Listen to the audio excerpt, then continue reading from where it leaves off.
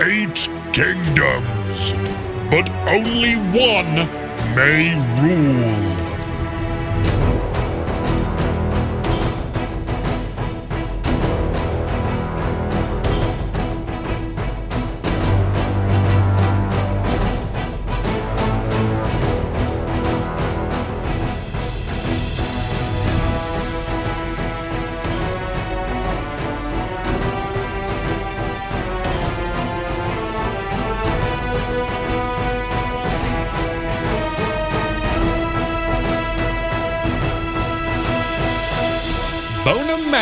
My name's Anuki, and I hope you've got yourself comfy because we're not messing around. We're diving straight into this.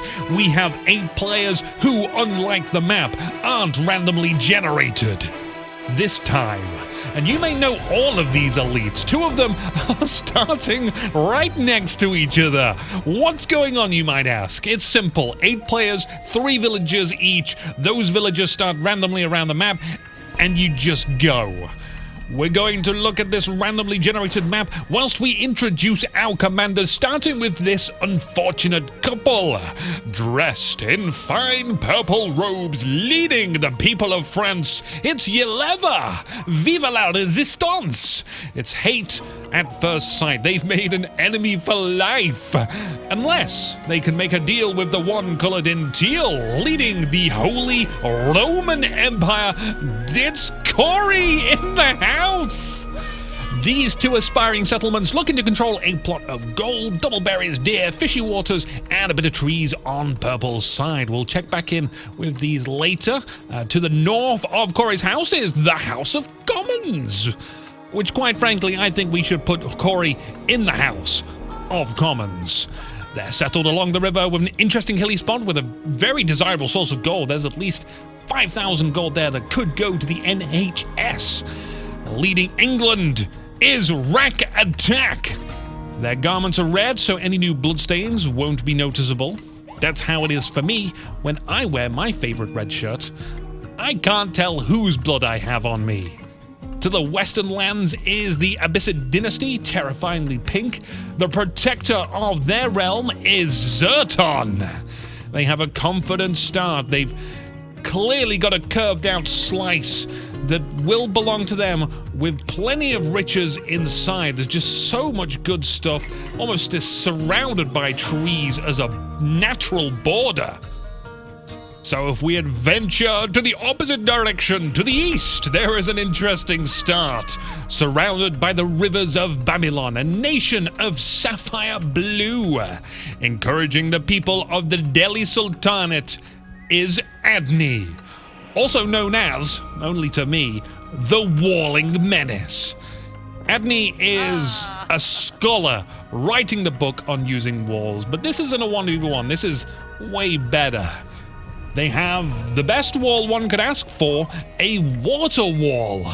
They've just wrote the next chapter in that book, I think. Adne, if you're listening, I acknowledge the details in your walling ability. Should you give us a chance to analyze your walling here, we shall do so. But for now, we must look upon the rest of the map. We've got these heightened zones up in the north. Maybe RAAC Attack would like to cross over the river. Now, there isn't too much fish in these rivers, as we scroll down, traveling to the far south, where we will find our last 3 commanders. Like a budding orange tree, the roots require a strong trunk from which the branches spring the leaves of the future. That trunk is Striker, who has authority over China. But not all of China has decided to follow their path. If we shuffle to the left, we'll encounter a traitor with the Rebel Alliance. It's the radioactive green led by the Supreme Overlord, Kasva.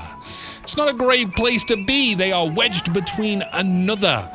They're going to have to strike quickly before their home becomes a wasteland, and striking against a striker, well, that sounds hard. Very difficult landscape that they've got, but wood is in good supply. They're already hammering away at the wood. Not the right tool for the job. Last, but definitely not least, It's the Beastie Boy. No, not the Beastie Boys. BeastyQT with linen soaked in yellow. Should they be scared? It's not a bad start. They've got a corner spot, which is nice.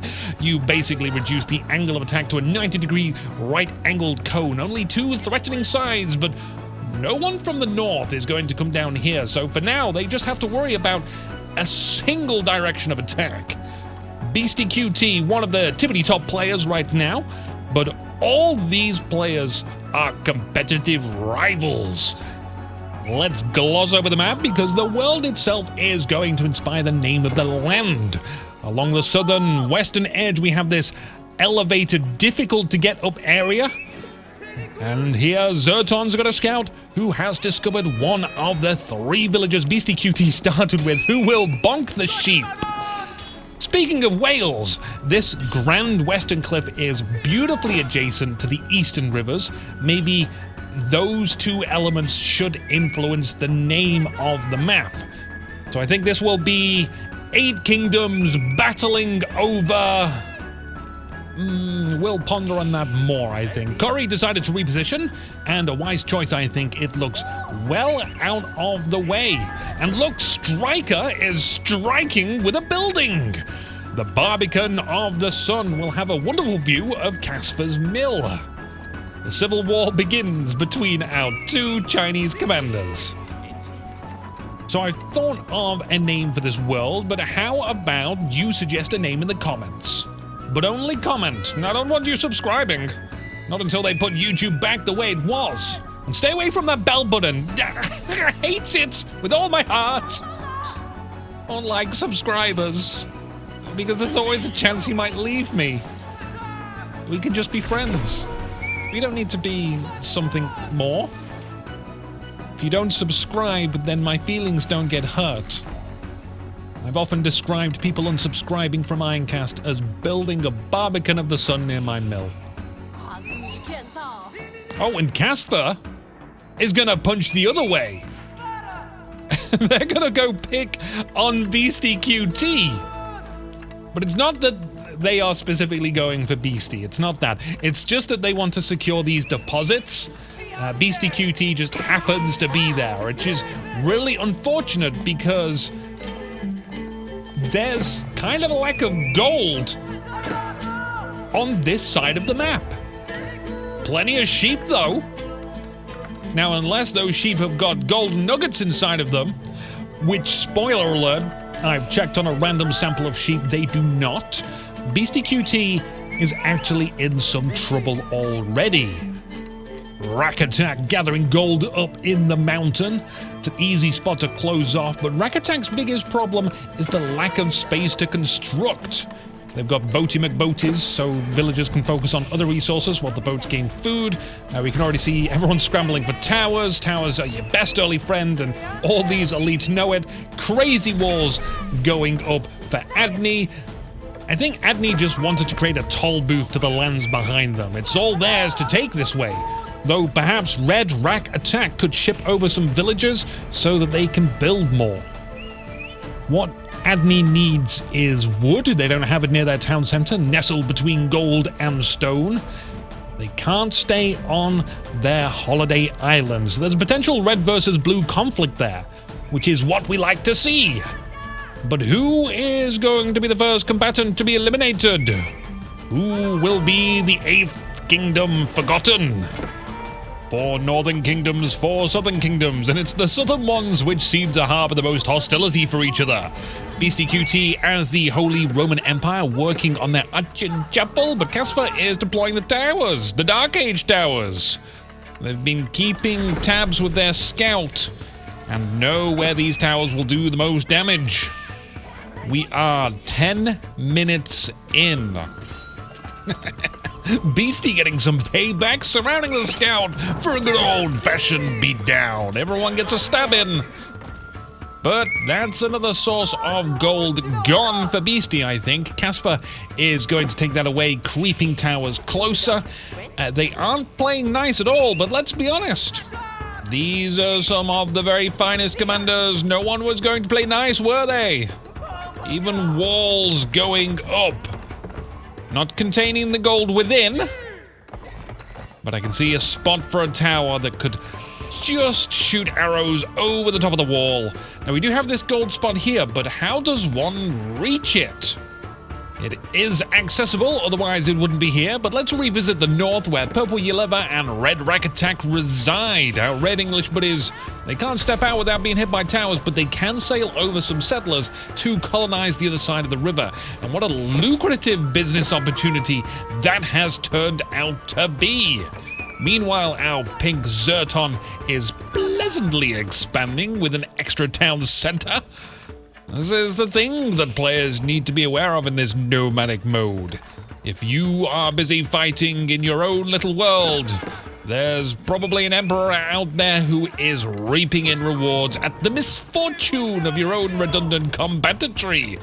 BeastyQT trying to save their gold, but Kasva's tower's going up behind that wall. Whether they like it or not, there's nothing they can do except surrender.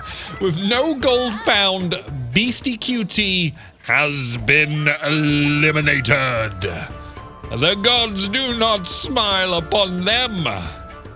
From a defensive point of view, they had a great spot.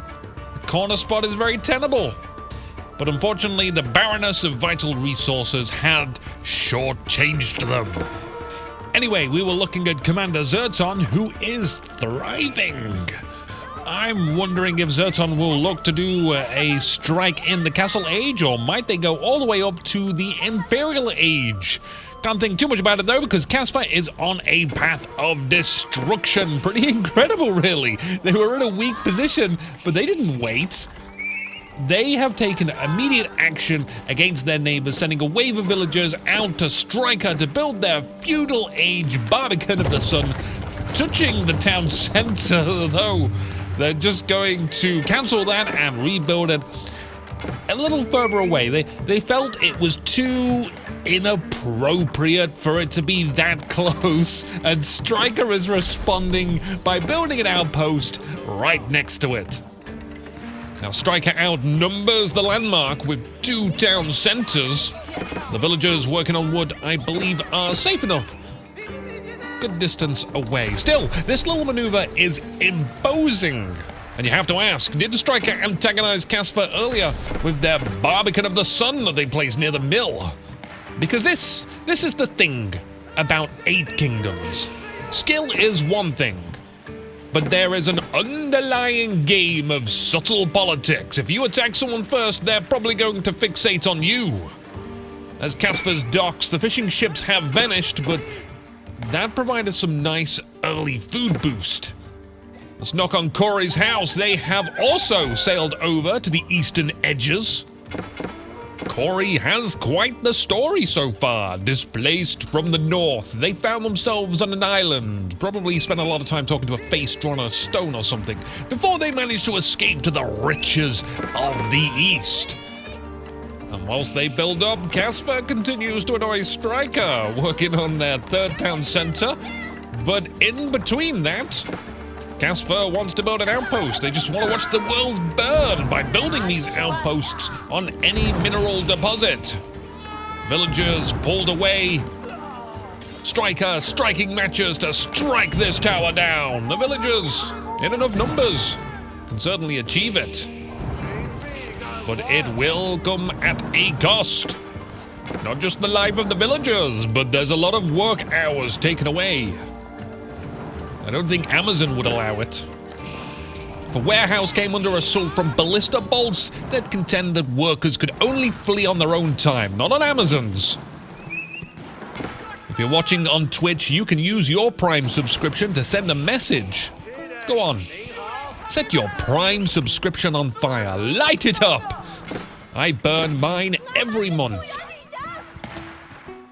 Even though aggression is high between Striker and Kasva, it's very much just a slappy fight at the moment, no real armies, and that's because everyone is very considerate of how long the fight to the top is.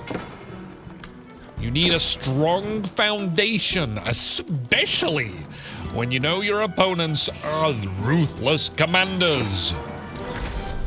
They will cheat and claw their way to the top, fight without honor, abandon pride, cast aside loved ones for any scrap of power that might help them stand above their fiendish foes. Yleva of the Purple is creating a great wooden wall of France, and it's oddly concaved. But they're playing connect the dots with the trees. It's going to slightly imprison or banish Zerton to their corner of the map, but, well, it's not like that is going to matter at all to Zerton. It's more like Zerton has contracted Yleva to build a wall on their behalf. Zerton is one of two Holy Roman Empires in the corners. Zerton of the west, Corey of the east. Two beacons furthest away from each other, which in my mind, these could be the last two standing. But it's too early to predict that, isn't it? Not only does Zerton have a huge land to themselves, there's that long thin ridge trickling down from the west to the south. And I wonder if they shall inhabit that at all. Still relative peace in the north, whilst the southern squabble between Kasva and Striker occurs. This is, of course, slowing their progression through the ages, but we do have a clockwork tower coming up for Striker, which will do them very good to be able to build those siege engines quickly and start getting rid of that Barbican of the Sun. The fishing boats are plentiful down the river. Striker has reached that castle age.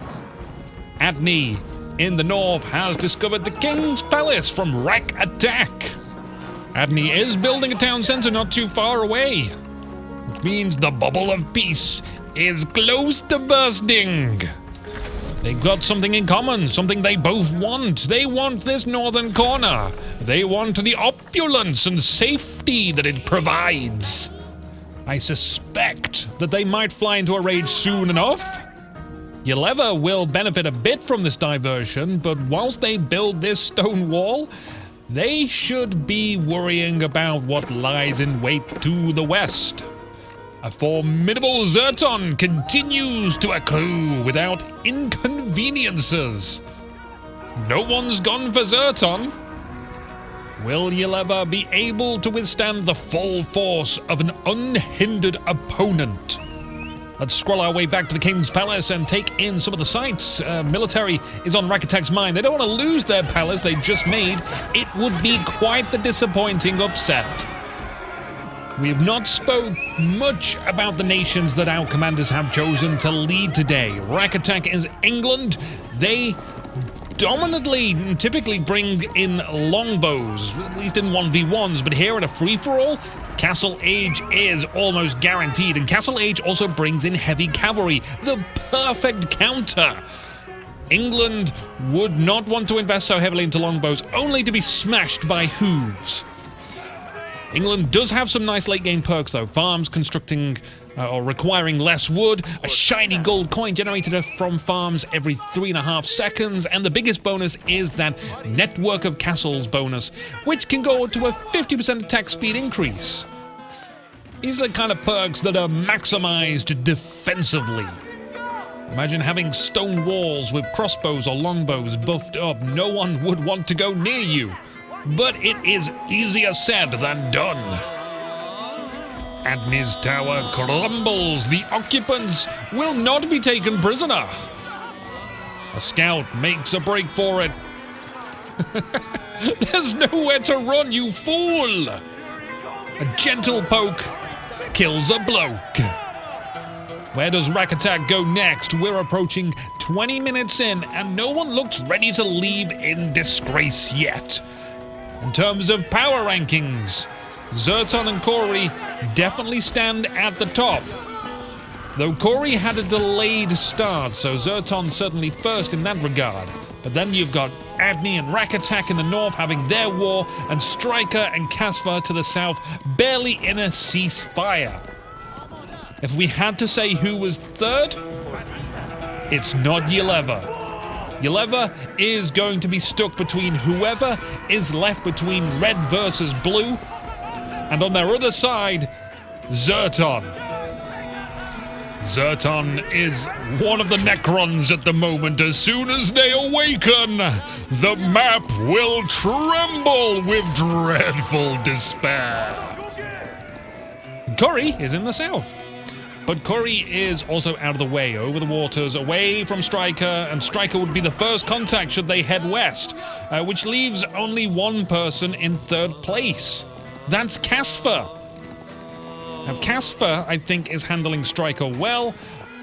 Sure, they're kind of a little bit behind overall because they had to fight BeastyQ at the start, and then they immediately started striking Striker. But Kasva has no other opponent to worry about. They've got the corner to themselves. They've got so much land and riches to exploit. Once they've dealt with Striker, maybe they deal with Corey. Yes, Corey might be a hard one to tackle. But they're only fighting one opponent at the time, at least with how things are going at the moment.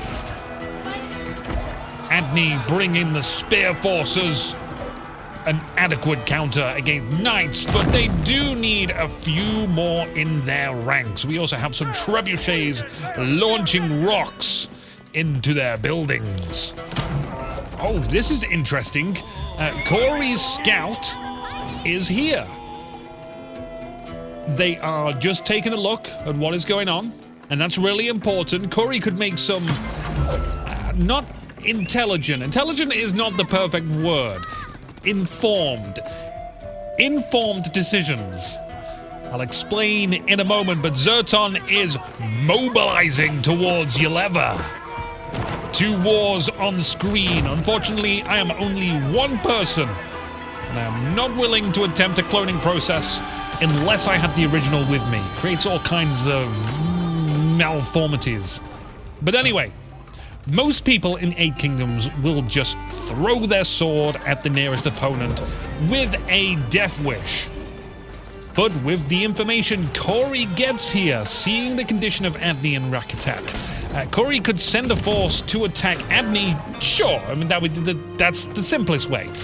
Then they'd have to fight RAAC attack after, but if Corey thinks that RAAC attack is a stronger opponent, why not attack the mightiest first, which would help Adne? Adne would like that assistance. They would fight alongside Corey. Corey then would be left with a much weaker opponent to follow up with, and then they could cleanse them off the face of the earth as well.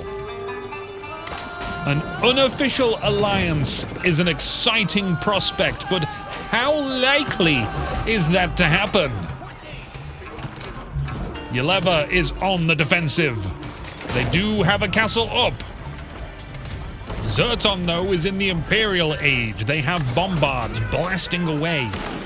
Yleva does have a trebuchet, which only has the advantage of having a greater range, or the greatest range of any siege weapon, in fact. Hurling stones into the pink castle hidden behind the trees. I feel too many folk put down trebuchets. They just disregard them, even in the Imperial Age. That range is a great tool to have. Bombards do more damage, of course, but sometimes damage is not the answer. And I think that applies here. Yleva needs to worry about the spears Zerton has. The purple French Royal Knights that they have won't fare well. I believe the castle is the thing that's stopping the spearmen from walking in. But they perhaps don't even have to walk in if the French Royal Knights charge out. Yleva needs to worry. I see Yleva is luring the spearmen into range of the castle, but this has led to the bombards sniping the trebuchets. A similar battle happening for Adne and RAAC attack. It's spear versus knights, only it's the red knights, which are accompanied by superior siege engines. Yleva could do with getting some ranged company. Archers and crossbows to handle the spearmen would be excellent. I never see stone walls used. All these stone walls, and never in a place where ranged units can take advantage of it. It's a damn shame. The castle's fire flickers on and off. I don't think enough villagers are here to keep the foundations intact. There she blows. Meanwhile, Adne reinforces their division of spearmen in preparation for the next cavalry charge. Constructing additional production buildings is suddenly going to be a necessity for keeping up as this match progresses. Yleva also doing the same as their training facilities were placed too close to Zerton. Oh, and some blacksmiths. Yes, upgrades would be nice. How long until Zerton's path of destruction reaches here, though? Now, the French do get benefits for building their archery ranges and stables next to castles. It reduces the cost of units produced from them. Yleva trying to find a way round to the siege machines. But those spearmen, they're on point. Just a little Age of Empires pun for you. Corey is doing good. We did see a marketplace position there, so that's nice to have within the boundaries of their kingdom. But there's no need to start trading just yet. Excellent stone walls, beautiful gates. But no one wants to visit Corey's house just yet. We haven't checked in with Stryker and Kasva in a while. The Great War of China. And I see Stryker has been forced to build many towers. Loving the granary, my favorite building in the game. Kasva's knights also loving it, sending the villagers scattering outwards. But there's so many buildings here that can be firing arrows. Fortunately, though, knights are very armored, heavily resistant to such a thing. Stryker isn't just on the defensive, although they perhaps might wish they were. The crossbows are a welcome addition, though they might not want to move ahead without the moral support of the heavy cavalry.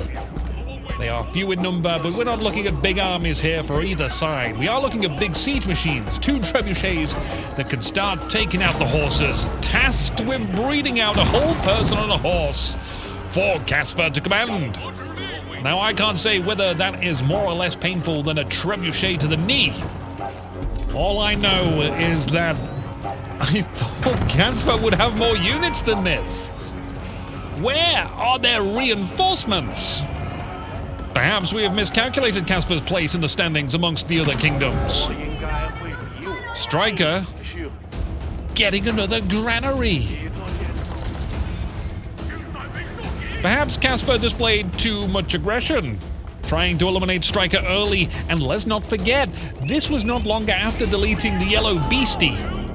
Eliminating one person early on. Okay, trying for 2. That will leave your population starved of the necessities for a longer war. And Corey showing no interest in Stryker, and Stryker returns that sentiment. Is Kasva going to be our 7th kingdom eliminated, or will it be Yleva here? These two seem to be under the most threat. Glancing over RAAC settlement, just think about managing this for a moment. It's so awkward. It's such an awkward layout. This is the work of a desperate architect clamoring for any land they could overlay blueprints on for the sake of their people, the beautiful English people with their desire for fish and chips and pushing the boundaries of the retirement age, even though life expectancy is decreasing because of all the fish and chips. Speaking of which, these videos are not monetized, by the way. Einecast is sponsored entirely by fish and chips. Get your fish and chips today at any store that has fish or chips. You can try your first fish and chip meal by entering the code Where's Nemo, and that meal will be at your door within 3 to 5 months. Back to the fight for survival, though. Adne is starting to recruit elephants. Unfortunately, cavalry is pretty good at dealing with elephants, whilst Yleva's town continues to fold under Zerton's influence. It's like watching an amalgamation of muscle tissue, Katamari its way through the structures, leaving debris behind. Yleva surely cannot recover from this. Adne's Spring Elves and Mangon Elves under threat. It's not surprising. They wildly went to attack by themselves, trying to get rid of RAAC's trebuchets. And the spears that were required for protection, they had wandered over to the west. Perhaps just to gain some vision, but suddenly a miscommunication in command. If your siege is to attack, then soldiers are demanded to protect. In the south, Striker seems to have closed the deal. They've got the upper hand. Kasva's building more erratically, pushed back and further away. It's going to take some work to deal with all those crossbows. I feel they are one of the hardest units to counter. Let's cast our gaze back to the blue-red wall. RAAC attack has brought mangonels and longbows, an amazing counter to the huge amount of spears deployed by Adne. They are forced to run to the protection of their castle. And I don't do this often, but I'm going to give RAAC attack a golden star for showing some strategical insight. Not everyone changes what their unit composition is. Oh god, what's this? What is this? Corey is here. A mass of heavy cavalry is not interested in fighting all those spearmen. Even though they could win that, it would inflict heavy losses. But not only that, do you remember what we spoke about earlier? Maybe Corey has found that RAAC attack is maybe on the stronger side of things. So going straight through Adne. And yes, to attack RAAC attack. Adne will welcome this somewhat dependent friendship. As long as RAAC attack is alive, Adne is safe. What will become of RAAC attack? Meanwhile, Yleva is still around. They haven't departed just yet. But the forces of Zerton are not faltering. They continue to amass, they continue to siege, they continue to destroy. And to make matters even worse. Worse, you say? Yes, Striker is now attacking them from the southern border. Kasva is also still kicking around somehow. But I can't imagine they will remain for long. And we can't keep giving Kasva time in our mental space, not when Corey is harnessing the power of villagers, making them work tirelessly for Barracks Land. And what a wonderful theme park that will be. Adne building dangerously close. Corey just did you a solid, but you're pushing it building here. I don't think Corey is thinking of you as a vassal, and as such, you have no rights to protection from an overlord. The Holy Roman Teal Knights are careening towards landmarks. If all of RAAC attack's landmarks are destroyed, then the commander will be removed from existence. But I don't think Corey is going to be able to do that in the next few minutes. But worse for RAAC attack, I don't think they're going to be able to stop it from happening in the next 10.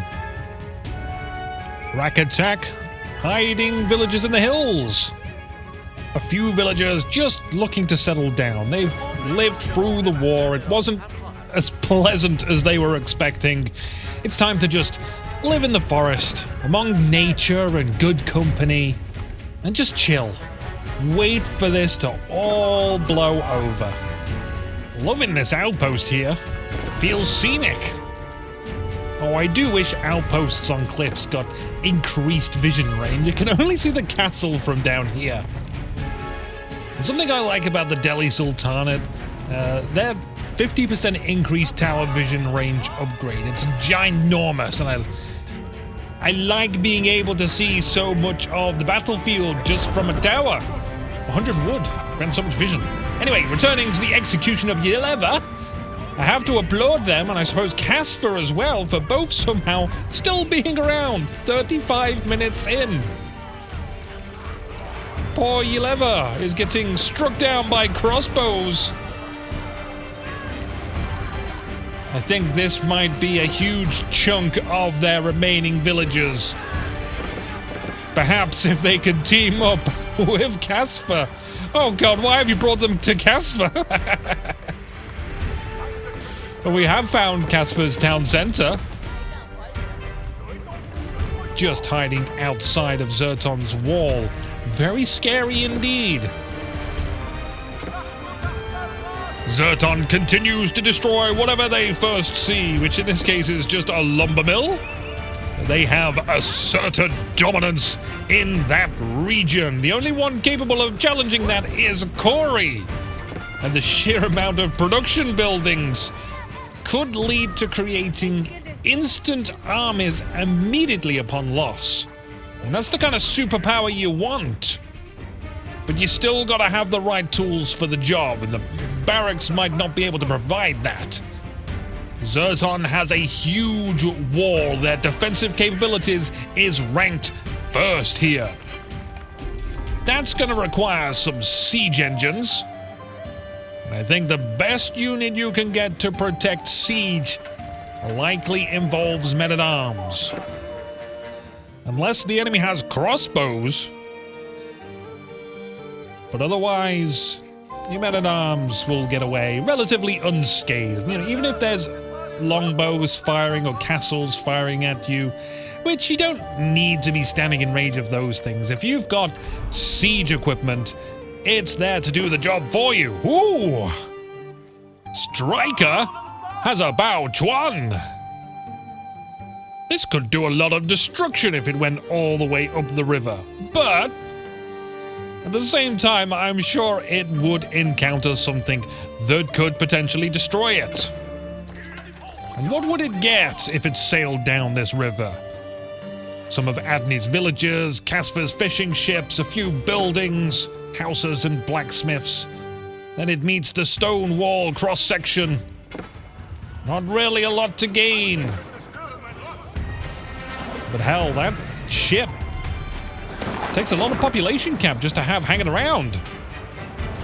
Corey has sent their knights to Striker, but they are prepared for this.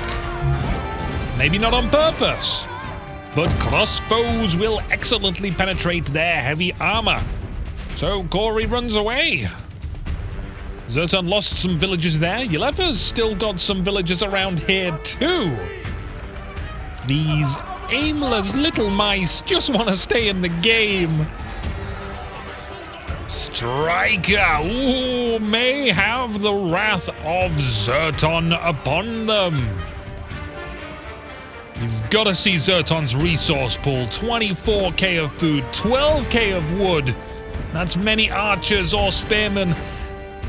Discounting the 3k gold, they are chock full of stock to ride out a long battle.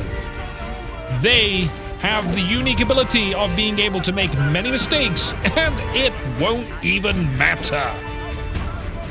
This here is Yleva's last bastion for defense. A thin slice of their culture remains, a district destined for death.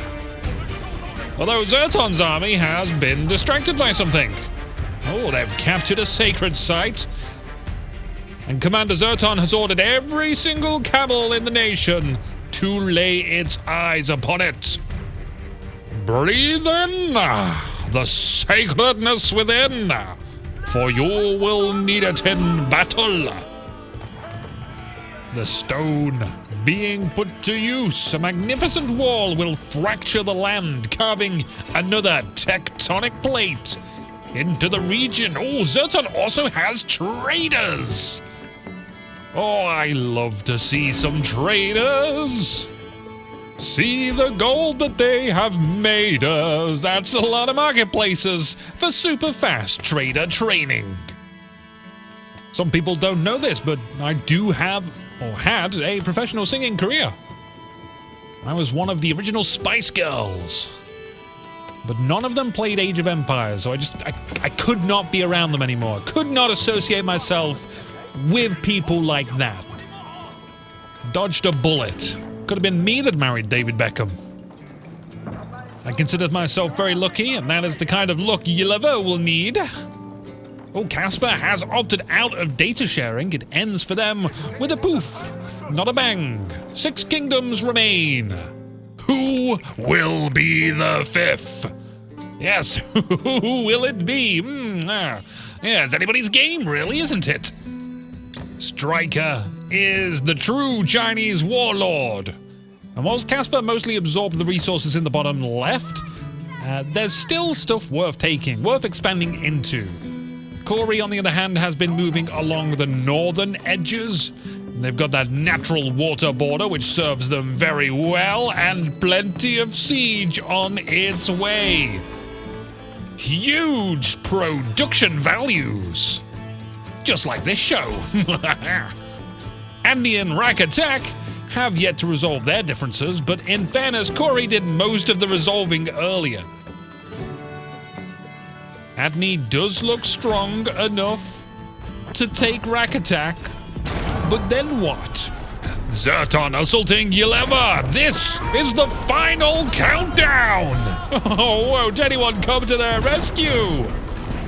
The castle is destroyed. And the princess wasn't in another castle. R.I.P. Princess C. Zerton has finally ended the war between them and Yleva. It took a long time, like absolutely incredible. Yleva just held on for so long. Didn't win a thing. They just lost, and they lost, and they lost so much, but somehow they had so much to lose, which is incredible in itself. Now we're down to 5 kingdoms. It gets exciting each time a kingdom falls. Striker is moving over to the east. Oh yes, they would want to do that, wouldn't they? Because Corey has sent some menacing Landsknecht.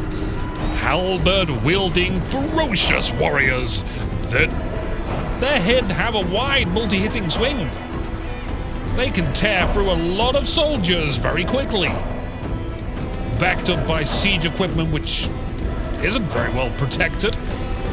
But it doesn't seem like it needs to be right now. Striker has many archery rangers around their Spirit Way. That tells me that they want grenadiers. And they do have them. But the problem I see, even though they are a potent unit like a ranged Landsknecht, Striker only has grenadiers. Will that work? Will that be enough? Certainly, if they get into range of anything, they'll kill them quickly.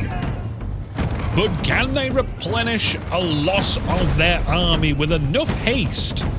Because that's the point we are arriving at. We will see armies rise and fall as we stagger closer to a climactic end. Grenadiers versus Bombards and Culverins. And I'm mortified for the sake of these villagers. Grenadiers will gobble them up. Corey notices, splits the group into 2, and ensures that the castle goes up. Villagers clambering inside to start firing arrows out. I believe the Grenadiers have been defeated. A simple pullback for now. Corey is not phased at all. Divisions of Landsknecht are charging forth. Is this a mistake? Can they get in range? It actually does look like it. Striker is all ranged and would benefit greatly from spreading the units out. More castles ordered from both Striker and Corey. The Bombard set up and destroy Striker's castle before its construction. It's just carnage down there. What a reckless waste of life. Corey is showing that they can throw those lives away easily. Striker doesn't have a stream of units moving to the front line like Corey does. The Bombards advance. This could mean we have a conqueror of the south. With Beastie, Kasva, and then Striker gone, Corey would reign supreme. Oh, I do wish we could interview the players. I'd love to know why Corey attacked RAAC earlier. Now, I believe they attacked them to weaken them enough to a point that Adne could deal with them. And then they turned their attention to weaken or possibly defeat Striker. Keep everyone weak and manageable, and if you're lucky, fighting amongst themselves. Adne's seen what Corey is capable of. They're not going to poke the bear. It's better that they just fight RAAC attack. Striker holding up near their town center. Their astronomical clock tower lays in ruin. But their grenadiers are holding out here for now. Reinforcements are arriving for Corey. But it's only a few Landsknecht in the front there. There we go. There's that stream. Grenadiers getting close to try and deal with all of the siege units, but into the back, the cavalry strikes. To not much success. Zerton, however, does gain perhaps some valuable information here. What can they do with this information? Well, probably not expecting an attack from the south anytime soon. They can chill out, relax, maybe build a wonder. Look at that everlasting stream of Hellbros. It just continues to flow. Bombard's too far forward, but miraculously survive. It's better that Striker fights in the streets. At least whatever streets that remain. They can lob grenades over the buildings and kite much better that way. The only obvious downside is this means they aren't challenging those Bombards. So what's it to be? Sacrifice your units or your buildings? Neither are winning moves. Very casually, villagers just stroll on through a group of Landsknecht. They are focused on that Bombard. They do get it. The villagers get the town center going. Their fight is against the siege machines. Striker gains some ground, attempting to push back harder. But the Landsknecht just doesn't end. Which is great for Zerton, by the way. Corey is draining their resources fighting this war. Zerton really has shown that they'd much rather just stay out of the way. I think the only reason they got rid of Yleva is because they wanted the land for themselves. They wanted to build upon it stone fortifications. Corey is starting to amass, to blob up, rather than a long continuous push. How about a grand one? Spreading the units out should also help reduce the impact of those grenades. They could also try dividing their forces into two groups and see if they could get one around the back. They call that a flank in these RTS games. They have to eliminate the group in one sweep. Or they just trade resources. And I'd bet my sword arm that Corey is the one with the larger stockpiles, both in and offhand, and that Striker will run dry first. And look at Zerton's control. They almost have a quarter of the map to themselves. If Corey keeps wasting resources on this, will they have anything left to take on Zerton? Yes, they will, but will they have enough left to take on Zerton? That I do wonder about. The big blobs are going to smash against each other again. The Grenadiers outnumbered, I believe, 2-1. Striker cowers underneath their castle, which is being blown to smithereens by bombards. I think their intent was to try and lure these Landsknechts into a narrow corridor. Instead, they just kind of sit in the narrow corridor themselves. It does work. They do defeat all the Landsknechts at the cost of many lives and a castle. But I believe this small division of remaining Grenadiers will be able to take the bombards. Villagers attempt to repair, but more Landsknechts have already arrived. I've got to give the victory there to Striker. They win the battle. But what of the war? They actually do have Corey on the run. Maybe it is time to consider that perhaps this fight is just too costly to make. How does one deal with Grenadiers anyway? Well, no one unit. You might say cavalry is good, but you want units that can spread out. Cavalry would be great to soak up a distraction, but range units that can space out in all directions. Looking around for this wonder. If you can get those units in all kinds of different directions, here it is, and outrange the Grenadiers. That's the tactical motion that harmonizes with perfection. The Prayer Hall of Ukba. It is revealed to everyone, but no one has even seen Zerton's lands within.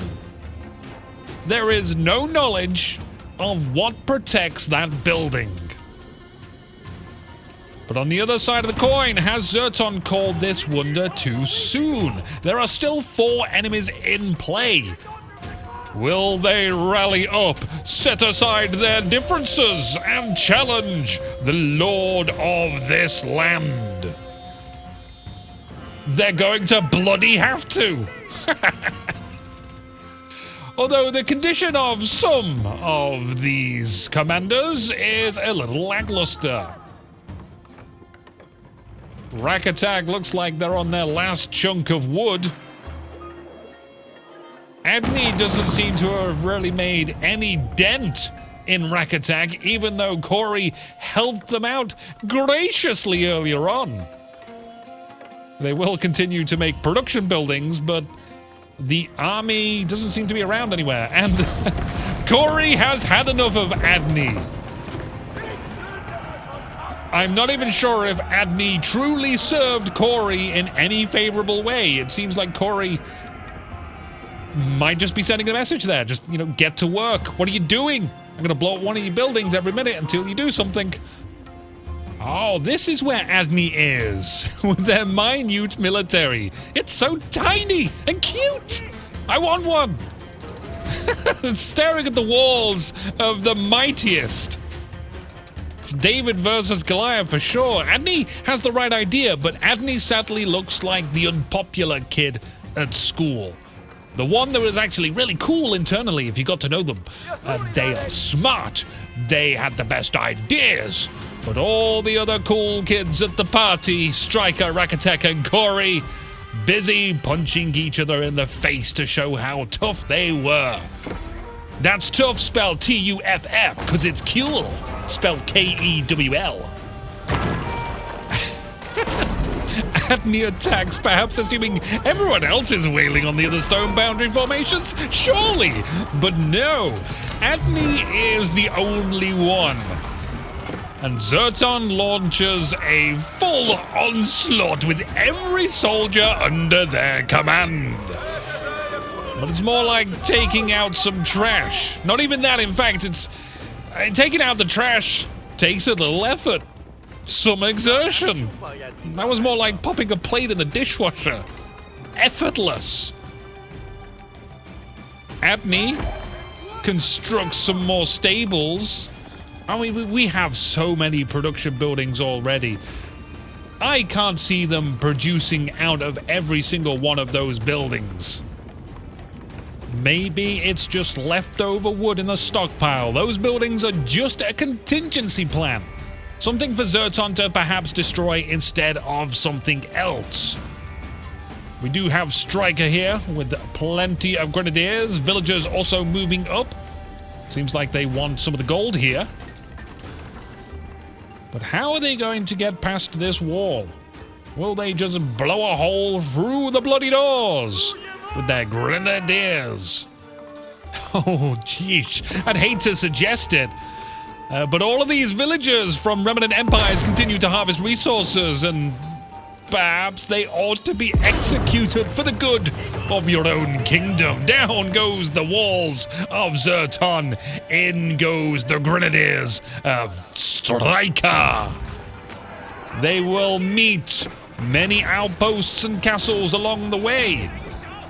They make light work of a single outpost, but they have bombards which could do this task without the needless sacrifice of important grenadiers, which are going to be pressed up against Zerton's supermassive hyper force of camels and cavalry. I would seriously suggest getting on those castle walls right now. Striker does not seem to want to do that. So, how will the grenadiers fare here? Because camels and knights have hefty health pools, and they're decently spaced, and outrageously outnumbering. Still though, those grenadiers have made a dent. The workers, I mean, they're not even making an effort to retreat. They've succumbed to their fate. Adne over here is breaking down the wall with the head of 4 mighty elephants. Corey is also starting to move on Zerton. Do we have a triple alliance between Striker, Corey, and Adne? Unfortunately, they won't know each other's locations. Although Corey does see where the grenadiers are. It's very difficult to coordinate when you can't see your allies and you can't talk to them either. Corey gets on top of the wall. It's not the ideal location for Landsknecks. But hey, it's like a pathway. And they walk potentially in front of Striker's vision. Logically speaking, Striker should be saying, aha, Corey is going to move their units in front, and I will bring up my units from behind. And they have to be very, very careful that they don't attack each other. That's critical. They have to learn to work together. The countdown of the wonder is ticking. The Landsknecks moving in front as the plan should be dictated. Weirdly, we have workers here making buildings. They don't belong here in this war zone, but they're here anyway. Grenadiers tossing over the heads of the Landsknecht. It's a beautiful sight to see. But it's not a sight which is doing damage to Zerton in sufficient amounts.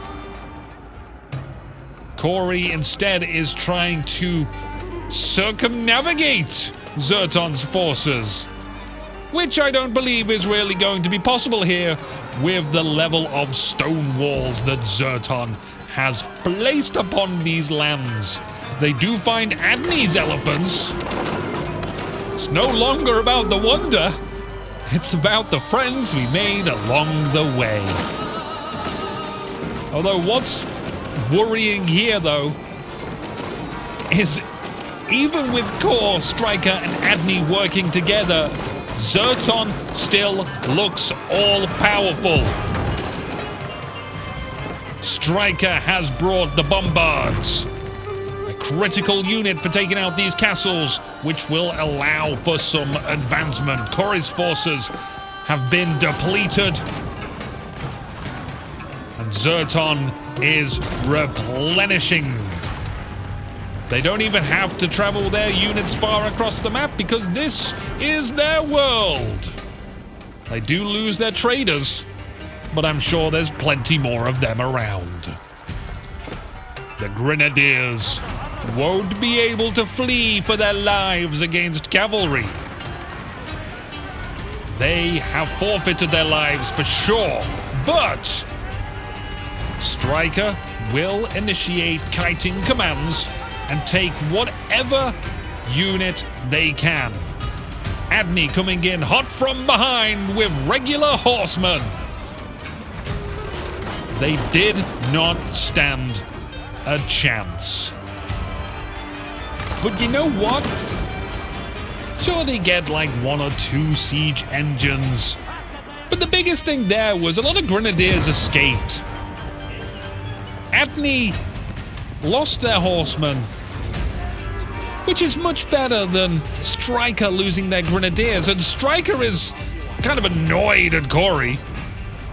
But I think Corey is just saying, you know what, yeah, take the outpost. I'm very sorry about that one. That one's on me. I know we need to work together, and that tower is posing perhaps some kind of problem for you right now. Take it. But let's work together. Adne is resorting purely to horsemen. They are on food and wood supplies only. And there is just so much ground to cover to get anywhere close to this prayer hall of Uqba. There's still another wall to be penetrated through. Siege engines are critical. They have to get to those walls. And I'm asking the question where RAAC is. They don't seem to want to participate in this alliance. That's neglectful of them, but they are, we assume, in the weakest condition. On the brink of extinction, too fearful to venture out and lend assistance, too ignorant of the world's ongoings to even know that an alliance has even formed. No one sent them a message. They just have to interpret it somehow. You know, look at the stars for a sign. Let's see. Libra. Make space in your schedule for impromptu experiences. Focus on expanding your mind instead of your physical horizons. That's so accurate. RAAC needs vision more than increasing their military. Adne has like no military might, and yet they still show up and are still helping.